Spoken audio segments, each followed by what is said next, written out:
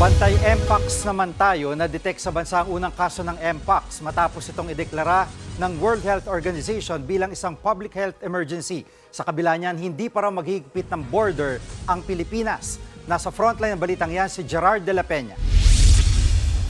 8 buwan na ang nakalilipas mula ng huling nakapagtala ng kaso ng Mpox ang Pilipinas. Pero kanina, kinumpirma ng Department of Health na isang bagong kaso ang naitala kahapon sa isang pampublikong ospital sa Metro Manila. Ang pasyente ay isang 33 anyos na lalaki. Wala naman siyang biyahe abroad pero may intimate contact 3 linggo bago lumabas ang mga sintomas ng sakit. Hindi idinatali kung ano eksakto pero may kaugnayan daw sa mga biyaherong foreigner ang trabaho ng pasyente. Noon pang nakaraang linggo itinuring na suspected case ang lalaki matapos lagnatin at magkaroon ng mga butlig sa iba't ibang bahagi ng katawan. Sa ngayon, nagsasagawa na ng contact tracing sa mga nakasalamuhan ng pasyente.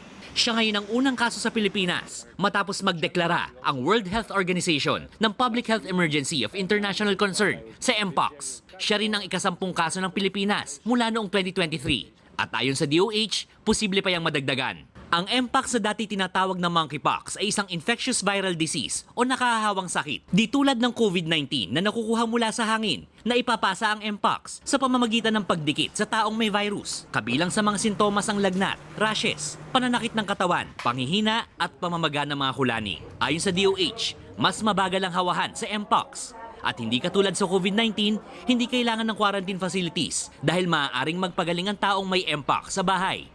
The risk for infection is very low basta gumagamit ng protective equipment like gloves. So yung personnel niya, basta nag-gloves, walang problema. May inirekomendang bakuna para sa Mpox, pero prioridad na mabigyan ng WHO ang Africa kung saan 17,000 ang mga kaso. Dito sa Pilipinas, naka-alerto ang surveillance system ng DOH. Pero hindi pa raw kailangan limitahan ang pagpasok ng mga dayuhan. Hindi na natin kailangan ng border control kasi nga, nandito na eh. Hindi naman siya nag-travel eh. So useless na magkaroon ng control sa border kasi meron na tayong sariling Mpox. Sa ngayon, pinaigting ng DOH ang testing. Kaya pwedeng magpunta sa iba't ibang government hospitals ang mga may sintomas. Di tulad ng COVID-19 kung saan wala pang alam ang lahat na magsimula itong kumalat noong 2020, marami nang alam ang mga eksperto tungkol sa Mpox na unang nadiskubre noong 1950s. Hindi man ganong nakakabahala pero payo pa rin ng DOH sa publiko, ugaliin ang madalas na paghugas ng kamay para makaiwas sa virus na ito.